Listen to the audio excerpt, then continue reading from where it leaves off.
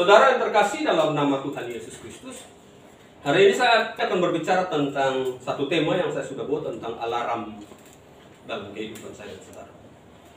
Saudara, Tuhan tuh pakai banyak cara untuk bisa meluruskan kita. Tuhan pakai banyak cara untuk bisa mengajar kita. Tuhan juga bisa pakai banyak cara untuk membangkitkan saudara punya semangat dari kejatuhan saudara punya kehidupan. Karena saya bilang begini, cara yang Tuhan pakai dalam khotbah ini saya sebut dengan alarm. Jadi kepala batu kadang-kadang bisa dilempar pakai alarm, telinga kurang peka, mungkin sutuli alarmnya Tuhan bisa kasih bunyi lebih kencang. Tuhan juga bisa pakai air mata dan kesakitan sebagai alarm untuk meluruskan kita punya hidup.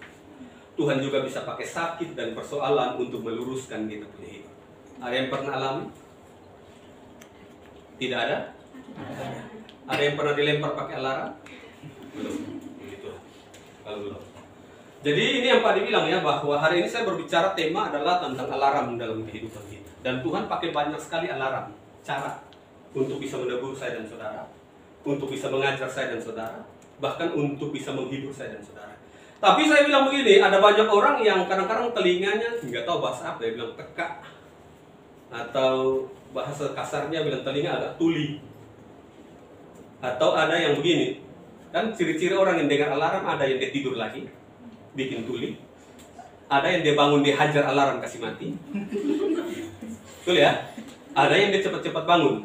Jadi saya nggak tahu ada di mana kalian kalau lihat alarm yang Tuhan kasih. Apa telinga bikin tuli? Atau tidur lagi? Atau bangun dan cepat-cepat mandi, alarm sudah bunyi. Saudara, kalau saya lihat dalam bagian ini, saya tarik dengan judul saya, maka saya bilang bahwa ada alarm yang Tuhan berikan untuk Imam Eli. Itu ada 3 kali yang saya catat dalam sini. Tapi itu juga yang tadi saya bilang, Eli juga bikin tuli di telinga. Mungkin mahasiswa atau separuh mewakilinya. Mudah-mudahan tidak ada ya.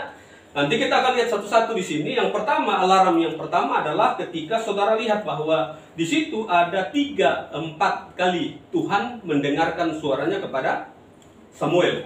Oke, mari saudara dan saya lihat 3 ya. Lampu rumah Allah belum padam, Samuel telah tidur dalam bait suci Tuhan tempat tabut Allah. Ayat 4 bilang begini, lalu Tuhan memanggil Samuel dan ia menjawab, ya Bapa. Ini panggilan pertama ya. Panggilan kedua ada di ayat yang ke-6. Dan Tuhan memanggil sekali lagi, Samuel pun bangunlah, lalu pergi mendapatkan Eli serta berkata, ya Bapa, bukankah Bapa memanggil aku? Ayatnya yang ke-8, dan Tuhan memanggil Samuel sekali lagi untuk ketiga kalinya, ia pun bangunlah, lalu pergi mendapatkan Eli serta katanya, ya Bapa, bukankah Bapa memanggil aku? Dan setelah itu ada di ayat yang ke-10, ini panggilan Tuhan yang terakhir. Suara Tuhan diperdengarkan kepada Samuel yang terakhir ada di ayat 10. Lalu datanglah Tuhan berdiri di sana dan memanggil seperti yang sudah-sudah, Samuel, Samuel. Dan Samuel menjawab, berbicaralah sebab hamba-Mu ini mendengar. Jadi ada 4 kali Tuhan berbicara kepada Samuel. Dan Pak bilang, hari ini saya berbicara soal alarm dalam kehidupan. Dan sebenarnya Imam Eli ini sebelum akhirnya nanti keluarganya dibinasakan sesuai dengan janji Tuhan, Tuhan memberikan alarm yang tidak didengar yang tidak diikuti oleh Imam Eli. Saudara lihat baik-baik dalam bagian ini. Dimulai dari ayat 1 bilang begini, Samuel yang muda itu menjadi pelayan Tuhan di bawah pengawasan Eli. Pada masa itu firman Tuhan jarang dan penglihatan pun tidak sering. Nah, kalau kita gali masalah ini, kenapa pada masa itu firman Tuhan jarang dan penglihatan pun tidak sering? Karena gini, bahwa pada masa ini itu umat Israel sangat-sangat mendukakan hati Tuhan. Dan bukan hanya umat Israel, tapi juga para imam, para orang-orang yang punya kedudukan tinggi-tinggi di dalam ibadah dan di dalam yang berhubungan dengan Tuhan, itu juga sudah melanggar ketetapan Tuhan dan hidup di dalam dosa. Sehingga ayat 1 buka dengan ini, pada masa itu penglihatan kurang, bahkan firman pun jarang diberitakan. Dan saudara yang terkasih dalam nama Tuhan Yesus, tadi saya bilang alarm untuk menegur daripada Eli yang pertama adalah ketika suara Tuhan tidak lagi dia dengar. Masalah yang saya ambil di sini, yang Pak diambil di sini adalah ketika menjadi masalah buat saya adalah ketika dia dalam jabatannya sebagai imam. Yang artinya begini, bahwa Eli tidak mendengarkan lagi suara Tuhan saat dia dalam posisi sebagai imam. Dan bagi saya itu masalah. Sebab kalau saudara cari tentang pekerjaan imam, imam adalah orang yang harusnya membawa umat Israel bertemu dengan Allah. Bayangkan seorang imam tidak mendapatkan suara Tuhan. Bukankah itu masalah? Bukankah itu masalah besar? Iya. Tapi 4 kali itu tidak diketahui oleh Eli. Bahwa sebenarnya udah ada satu masalah besar. Tuhan seharusnya berbicara kepada dia, tidak kepada Samuel. Ingat baik-baik. Seharusnya Tuhan berbicara kepada dia. Apapun yang mau Tuhan sampaikan harusnya kepada dia. Karena dia imam. Tapi saudara bayangkan bahwa dia yang imam tidak lagi mendengarkan suara Tuhan. Dia jauh dari Eli, jauh dari Samuel. Tidak. Mereka berdua sedang bersama-sama di dalam bait Tuhan. Mereka berdua tinggal bersama-sama di rumah Tuhan. Karena imam dan Samuel sedang dalam pengawasan Eli untuk nanti satu saat juga jadi pelayan Tuhan. Mereka ada di rumah Tuhan, tapi tidak mendengarkan suara Tuhan. Bagi saya, ini masalah. Saya nggak tahu bagi saudara. Tapi bagi saya, kalau saya tarik dalam kehidupan saya dan saudara, kalau saudara ada dalam hadirat Tuhan, saudara ada dalam gereja, saudara ada dalam tempat ibadah ini, tapi kalau suara Tuhan sudah tidak saudara tangkap, bagi saya itu masalah. Itu alarm berat. Karena gini, ada banyak orang beribadah, duduk di tempat ibadah, tapi gak dapat apa-apa. Bahkan kadang-kadang ada tempat ibadah, pikiran ada kemana-mana sampai firman tidak didapat sama sekali. Ini masalah yang didapati oleh Eli hari itu. Ada di rumah Tuhan, bekerja dalam pekerjaan sebagai seorang imam. Dia adalah imam yang harusnya mendengarkan suara Tuhan. Karena tugas dia berat, membawa bangsa ini bertemu dengan Tuhan. Bayangkan, dia sudah tidak dengar lagi suara. Tapi bagi dia masih biasa saja. Yang saya bilang, dengar alarm tapi bikin tuli. Ini bukan satu kali loh Tuhan panggil. Harusnya waktu dia tidak dengar lagi, dia mengkoreksi ada yang salah. Karena seharusnya Tuhan berbicara kepada saya, bukan kepada anak ini. Karena yang saya dapat tafsiran bahwa kemungkinan umur dari Samuel hari itu antara 10 sampai 12 tahun. Dia sudah jadi imam? Belum. Siapa yang hari itu pegang jabatan sebagai imam? Eli. Dalam pekerjaan dia sebagai imam yang seharusnya bisa membawa umat Israel mendengarkan suara Tuhan, imamnya nggak dengar. Masalah. Sama juga untuk kalau saya tarik dengan saya dan saudara. Saya dan saudara pelayan Tuhan? Oke, kita pelayan Tuhan? Kita pelayan Tuhan? Iya. Bahaya kalau saya dan saudara nggak dengar firman Tuhan. Kalau firman Tuhan sudah tidak jadi menjadi kesukaan buat saya dan saudara, kalau firman Tuhan sudah tidak lagi menjadi bagian yang kita rindukan untuk dengar, atau mungkin saya dan saudara bisa beribadah, ambil waktu pribadi, duduk di tempat ini, tapi kalau keluar tidak dapat firman sama sekali, saudara harus sadar itu alarm tanda bahaya untuk saudara. Ada yang harus diperbaiki dari saya dan saudara. Tapi saya lihat ada banyak orang, bukan hanya mahasiswa teologi, orang gereja juga duduk di tempat ibadah, tapi tidak mendapatkan berkat dari firman Allah. Bahaya? Bahaya. Yang kedua, pertama dia nggak dengar suara Tuhan dalam posisi dia sebagai imam. Yang kedua, Imam Eli tidak lagi mendengarkan suara Tuhan walaupun dia ada di rumah Tuhan. Itu bahaya. Dia tinggal dengan Samuel di mana? Bait Allah. Saudara lihat ini. Ayat 3 bilang begini. Lampu rumah Allah belum lagi padam. Samuel telah tidur di dalam bait suci Tuhan, tempat tabut Allah. Lalu Tuhan memanggil Samuel, Samuel, Samuel, dan ia menjawab, "Ya Bapa." Lalu berlarilah ia kepada Eli. Jauh enggak? Enggak. Serta katanya, "Ya Bapa, bukankah Bapa memanggil aku?" Tetapi Eli berkata, "Aku tidak memanggil. Tidurlah kembali." Lalu pergilah ia tidur. Dari sini kita ambil kesimpulan bahwa mereka dalam satu ruangan? Iya. Saudara, saya bilang ini, tanda bahaya buat Imam Eli adalah ketika dia tidak mendengarkan suara Tuhan. Walaupun posisi dia hari itu adalah imam. Ini tanda bahaya, imam tidak lagi mendengarkan suara Tuhan. Harusnya itu alarm paling keras bagi dia. Bahwa dia sedang bermasalah, rohaninya sedang bermasalah. Ada yang salah dengan dia dan pendengarannya. Karena tidak lagi mendengarkan suara Tuhan. Atau kalau saya tarik, saya bilang begini. Kalau saya dan saudara tidak punya lagi rasa suka terhadap firman Tuhan. Minat terhadap firman Tuhan. Atau duduk tapi tidak mendapatkan berkat firman Tuhan. Itu tanda bahaya untuk diri kita. Enggak, saya bilang gini, Imam Eli mengalami ini dalam posisi bahwa dia tidak mendengarkan suara Tuhan dalam posisi satu, bahwa dia itu imam. Yang kedua, dalam posisi dia tidak lagi mendengarkan suara Tuhan, walaupun dia ada tiap hari di rumah Tuhan. Jadi saudara bilang gini, orang kalau tidak mendengarkan Tuhan karena dia tidak suka datang tempat ibadah, salah. Ada juga orang yang duduk tempat ibadah, tapi tidak mendapatkan berkat kebenaran firman Tuhan.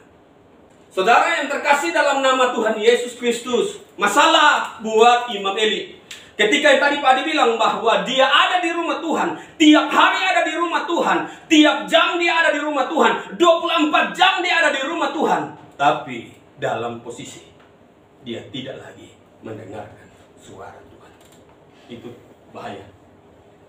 Kalau saya dan saudara hari ini berdiri di titik yang sama, mari kita tahu firman hari ini sebagai alarm yang Tuhan berikan supaya kita memperbaiki diri. Jangan cepat. Lebih baik. Karena gini, kadang-kadang gini, kelemahan kita mahasiswa teologi adalah karena tiap hari dengar. Apalagi yang bicara kita lihat kelasnya rendahan sekali. Telinga kadang-kadang kita bikin dia tertutup, walaupun dia terbuka besar, dia juga kita bikin tertutup. Mudah-mudahan di sini tidak ada ya. Ya, oke. Ini saya kejar-kejar dengan jam, jadi saya lari terus ya. Poin pertama, tadi saya bilang, alarm bagi dia adalah ketika tidak lagi dengar suara Tuhan. Di mana dia tidak mendengar? Di rumah Tuhan. Pertama, saya bilang dia tidak mendengar walaupun dalam posisi sebagai imam. Yang kedua, dia tidak lagi mendengar walaupun dia ada tinggal di dalam rumah Tuhan. Kapan? 24 jam. Satu hari? Enggak. Berhari-hari. Berbulan-bulan. Bertahun-tahun. Yang ketiga, saudara kalau cari Imam Eli hari itu, saudara baca kisah tentang Imam Eli dan anak-anaknya, dia adalah imam yang masih aktif melayani. Karena dalam cerita ini kalau saudara baca di pasal 2, itu umat Israel bawa persembahan terus. Dan artinya ketika mereka bawa persembahan untuk mereka punya dosa dan segala macam, Imam Eli masih melayani? Masih. Jadi gini, tanda bahaya bagi Imam Eli hari itu ketika dia tidak mendengarkan suara Tuhan, sekalipun dalam posisi dia sebagai seorang pelayan Tuhan. Dia masih aktif melayani sampai hari itu. Dia masih sangat giat melayani pekerjaan Tuhan sampai hari itu. Tetapi yang tidak buat dia sadar adalah bahwa dia sudah tidak lagi mendengarkan suara Tuhan. Tuhan sudah tidak lagi berbicara kepada dia. Tuhan berbicara kepada Samuel, anak kecil yang belum diberikan tugas sebagai imam, yang masih dalam pengawasannya dia. Tapi tidak lagi dia dengarkan. Ada perubahan? Imam Eli? Tidak ada. Saudara lihat akhir dari ini dilenyapkan keluarganya? Iya. Saya dan saudara ingat loh, saya dan saudara sama seperti Imam Eli. Mungkin hari ini saudara sebut saudara mahasiswa, tapi saudara ke gereja, saudara pelayan. Oke? Saudara juga tinggal tiap hari hampir 24 jam dalam hadirat Tuhan. Di sini ibadah sampai dari bangun pagi sampai tutup mata kembali hampir semuanya ibadah. Sampai kadang-kadang rasa bangun ibadah tuh kayak satu beban yang begitu berat. Ya mau kasih bangun dari tidur tuh kayaknya berat sekali. Apalagi duduk baru dengar pengkhotbah ngomong kemana-mana, nggak tahu dia bicara apa, rasanya mata pingin tertutup. Ya, saya ada beberapa mahasiswa yang tinggal sama saya bilang ya mau ibadah WC dulu, jangan ibadah baru duduk. Saudara, ini alarm yang pertama ya, ketika dia tidak lagi mendengarkan suara Tuhan dalam posisi dia sebagai satu, imam, 2, tinggal dalam rumah Tuhan 24 jam, 3, dalam keadaan dia sedang melayani Tuhan. Yang kedua, alarm yang kedua yang Tuhan berikan hari itu kepada Imam Eli, kesimpulannya di sini, saudara lihat, mari kita sama-sama baca ayat 9 dan ayat 10. Ini poin saya yang kedua. Mari saya dan saudara lihat, 1, 2, 3. Sebab itu berkata-kata atas semuanya, berilah itu kepada yang engkau katakan berbicara Tuhan, sebab engkau ini mendengar. Maka pergilah Samuel dan tidurlah ia di kamar tidurnya. Lalu datanglah Tuhan berdiri di sana dan menangis seperti yang sudah. Samuel, Samuel, dan Samuel menjawab, berbicaralah sebab engkau ini mendengar. Oke, alarm yang kedua. Kalau saudara mengalami ini, sesuai dengan judul poin yang kedua saya, maka ini alarm dari Tuhan melalui firman ini buat saya dan saudara ya. Yang kedua adalah ketika saya dan saudara atau Imam Eli hari itu mulai kehilangan rasa hormat dan rasa takut terhadap Tuhan.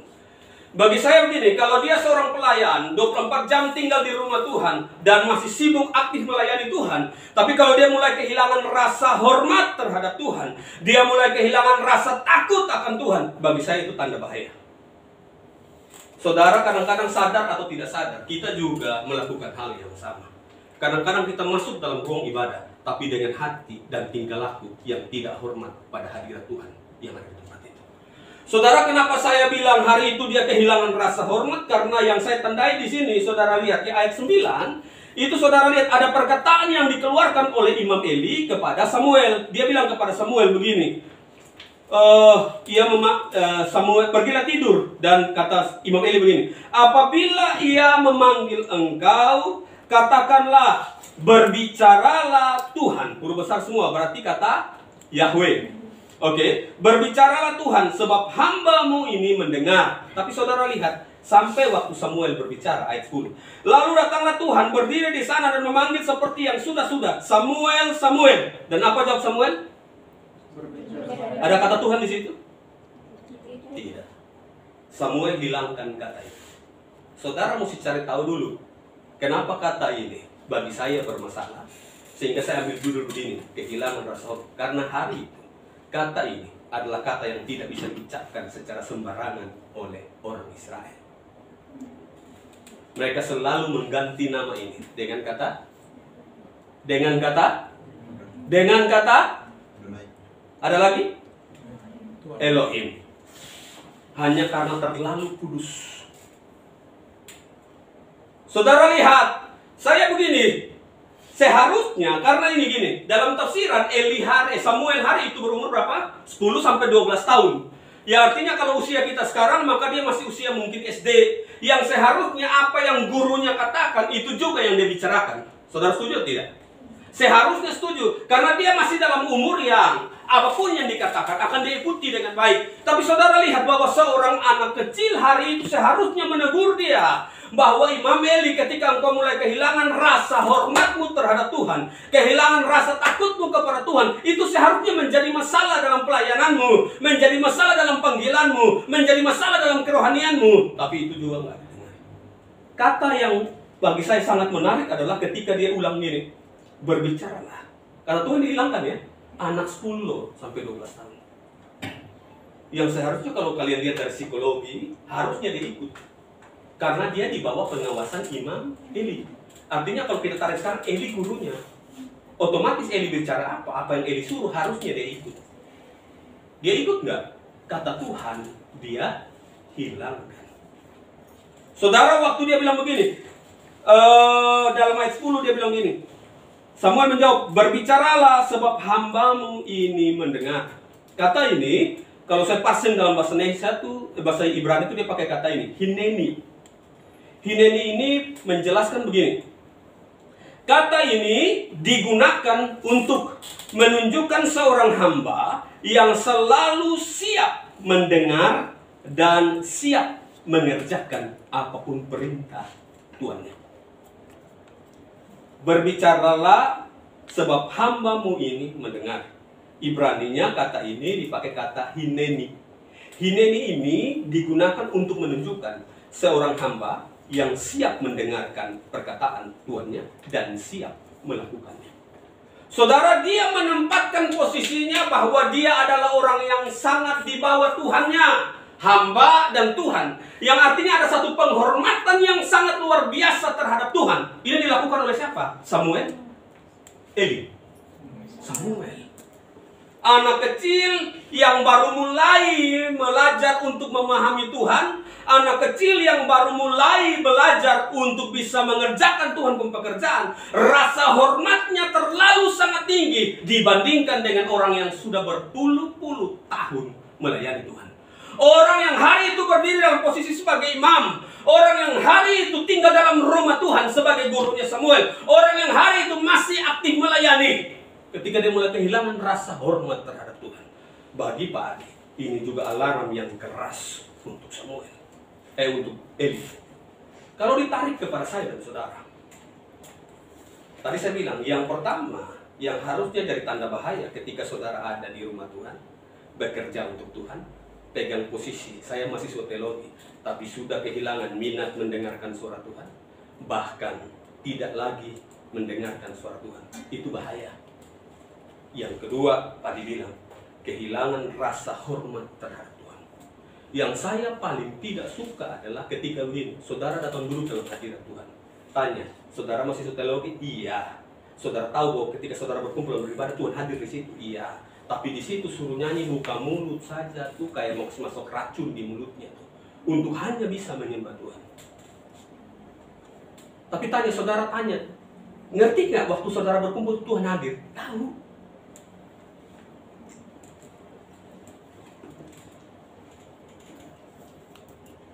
Ada di situ pemahaman, tanya, oh pemahaman sangat jago. Waktu kita ada dalam hadirat Tuhan, Tuhan hadir. Saudara, kadang-kadang gini, saya bilang gini, penghormatan kita, rasa hormat kita kepada manusia yang kelihatan kadang-kadang lebih tinggi daripada rasa hormat kita kepada Tuhan yang tidak kelihatan. Itu kadang-kadang dipraktekkan oleh orang-orang yang melayani Tuhan. Itu menjadi masalahnya dalam hadirat Tuhan, duduk dalam hadirat Tuhan, rasa hormat terhadap Tuhan kalau sudah mulai hilang, bagi saya itu masalah berat untuk saya. Samuel pakai kata ini. Sebenarnya kalau saya hari itu Samuel tampar keras Eli. Kalau kita mau ambil bahasanya yang lebih ekstrim dan lebih sederhana, dia tampar keras. Karena waktu dia bilang berbicara, tentu dia menempatkan dirinya sebagai hamba. Sedangkan ini jadi masalah kan? Yang kedua, kata Hineni punya pengertian begini. Seorang yang hamba yang taat. Taat ya, mendengarkan untuk melakukan. Saudara gini, kalau saudara baca kisah ini, Tuhan tuh pernah bilang ke Eli, tegur kamu anak-anak. Betul ya? Karena mereka sudah berdosa ya. Digubris oleh Eli. Nah ini yang saya bilang tadi. Dengar tapi tidak mau taat. Itu masalah. Saya bilang kepada anak-anak semester 1 yang hari ini belajar dengan saya, ingat baik-baik. Seorang mahasiswa teologi yang belajar tentang Alkitab yang baik adalah ketika Alkitab itu dibaca, dipahami, kamu jago menafsir, tapi juga menjago mengaplikasikan itu dalam diri kita. Kamu percuma berkoar-koar untuk orang lain kalau dia tidak menjadi bagian yang menegur dan memperbaiki kamu punya diri. Bagi saya itu masalah. Dan saudara, hari itu ketika Samuel berbicara kepada Tuhan, dia bilang, silakan Tuhan berbicara, saya hamba dan saya siap melaksanakan Tuhan pun perintah dengan sangat taat. Hari ini, waduh, minta ampun. Oke ya, waktu saya tinggal titik-titik menit, saya lanjut poin yang ketiga. Alarm yang saya catat, yang ketiga di sini, saudara dan saya, kita lihat ayat 12 sampai ayatnya yang ke-14. Sudah? Sama-sama dengan Pak dibaca dalam hitungan yang ketiga. 1, 2, 3. Dalam itu apapun kata-kata dari segala dalam mempermainkan tentang keluarganya dan masyarakat. Sebab telah beritahukan kepadanya bahwa aku akan menghukum keluarganya untuk selamanya karena dosa yang telah diketahuinya, yakni bahwa anak-anaknya telah menghujat Allah, tetapi ia tidak melarang mereka. Sebab itu aku telah bersumpah kepada keluarga Eli bahwa dosa keluarga Eli tak akan dihapuskan dengan korban sembelihan atau dengan korban sajian untuk selamanya.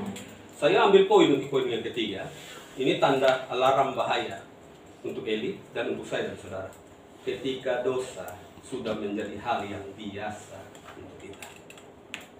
Saudara yang terkasih dalam nama Tuhan Yesus Kristus, ada banyak orang, bahkan pelakunya juga banyak mahasiswa teologi, banyak pelakunya juga orang-orang yang melayani Tuhan. Ketika mereka menganggap bahwa dosa itu sudah satu hal yang biasa-biasa saja. Mereka sudah tidak lagi takut berbuat dosa. Mereka sudah menganggap bahwa dosa itu hal yang biasa saja. Berbohong biasa, menipu biasa, melakukan sesuatu yang bertentangan dengan firman Tuhan menjadi biasa dalam kehidupan kita. Itu alarm tanda bahaya.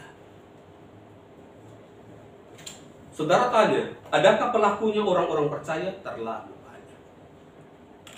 Mereka mendengarkan berkali-kali firman Allah, larang ini, tidak boleh ini dan tidak boleh itu, tidak boleh ini dan tidak boleh itu. Tapi mereka menganggap bahwa dosa itu hal yang biasa, berbohong hal biasa, menutupkan kesalahan dengan membohongi lagi yang baru hal biasa.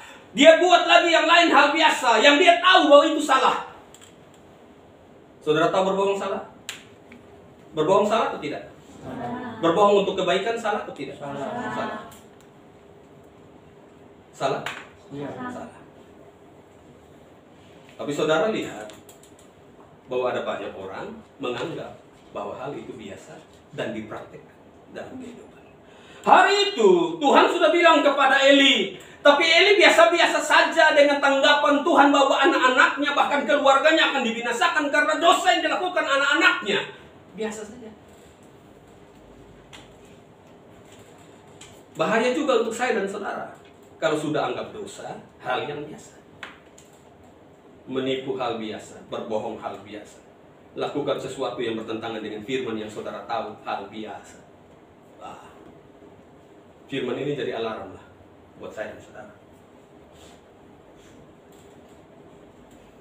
Oke. Luar biasa. Saudara yang terkasih dalam nama Tuhan Yesus Kristus. Kalau saudara baca 1 Samuel pasal 2 ayat 12 sampai 17. Di situ saudara akan lihat kejahatan anak-anaknya Imam Eli. Tuhan peringatkan? Iya. Tuhan kasih tahu di Eli untuk tegur? Iya. Coba buka 1 Samuel 2 ayat 12 sampai 17. Silakan baca.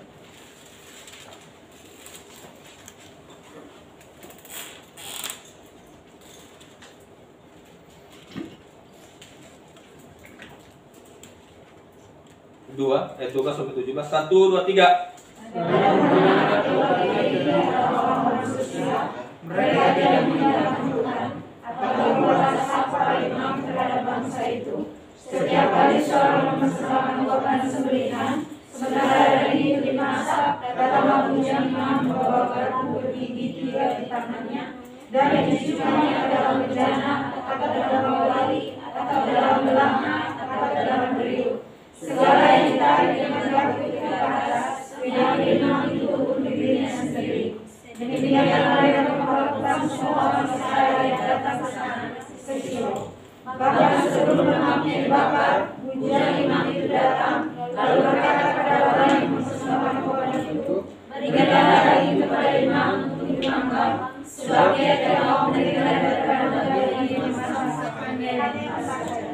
Apabila orang itu jawabnya, bukanlah lemak itu harus dibakar dulu, kemudian barulah ambil bagian khusus hatimu, maka berkatalah ia kepada orang itu, sekarang juga harus kau berikan, kalau tidak aku akan menganiaya dengan kekerasan. Menurut saudara, kalau saudara mau cari tahu kenapa itu jadi masalah, baca Imamat. Di situ ada ditulis tentang persembahan mana untuk imam, mana untuk Tuhan, dan mana yang tidak boleh diambil, mana tidak. Nanti saudara perjelas, karena waktu saya habis, saya tidak bisa jelaskan. Saudara lihat itu dosa imam, anak-anak Imam Eli ya. Sekarang dosa Eli. Saudara lihat 1 Samuel 2 ayat 29.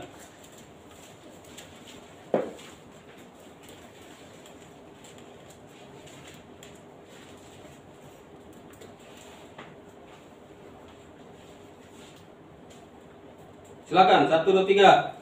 Mengapa engkau memandang yang loba kepada korban sembelihanku dan korban sajianku yang telah kuperintahkan, dan mengapa engkau memakai anak-anakku lebih daripadaku, sambil kamu mengumpulkan dirimu dengan bagian yang baik dari setiap korban sajian umatku Israel. Saudara lihat ya, di situ tandai, engkau menghormati anak-anakmu lebih daripada. Jadi saudara kalau baca di sini sebenarnya Imam Eli kasih tahu kok anak-anaknya. Tapi dalam pasal 3, di situ dibilang dia tidak kasih tahu kan? Padahal kalau saudara baca pasal 2 dia kasih tahu. Tapi yang perlu kita gali untuk cari dia punya benang merahnya adalah begini, ada orang yang kasih tahu sebagai larangan, lu gak ikut lu habis. Tapi ada orang yang kasih tahu, ya, saya kasih tahu selesai. Mau ikut gak ikut terserah lu. Nah mungkin Eli prakteknya begitu. Sehingga bagi Tuhan itu satu kesalahan yang dibuat. Karena ini anak-anaknya, kamu imam, harusnya kamu kasih tahu dengan satu larangan, tidak boleh. Karena kalau saudara baca pasal 2 itu dia kasih tahu loh anak-anaknya. Tapi dalam pasal 3 dibilang dia tidak tegur. kasih tahu dan tegur, beda? Beda ya? Oke. Karena itu saudara akan lihat bahwa terakhir dalam bagian ini, saudara akan lihat menemukan hukuman Tuhan untuk keluarganya. Selain tadi di pasal 3 bagian terakhir jelaskan bahwa keluarganya akan dilenyapkan sampai persembahan mereka untuk menutup dosa tidak Tuhan terima. Saudara baca 1 Samuel 2, 31-34 juga menjelaskan bagaimana akan hancurnya dia dan keluarganya. Karena itu hari ini saya mau bilang gini, firman Tuhan datang sama kepada saya dan saudara sebagai alarm tiap hari untuk saya dan saudara. Kalau hari ini kita berdiri dalam 3 posisi sama seperti Eli. Suara Tuhan tidak lagi saudara senang untuk dengar. Yang kedua, saudara sudah tidak lagi kehilangan rasa hormat terhadap Tuhan. Dan yang ketiga, saudara mulai anggap bahwa dosa dan melanggar ketetapan Tuhan seperti hal yang biasa saja untuk hidup saya dan saudara. Maka saya bilang firman Tuhan ini jadi alarm. Sebelum Tuhan pakai alarm yang lain untuk menampar saya dan saudara. Tuhan Yesus memberkati kita.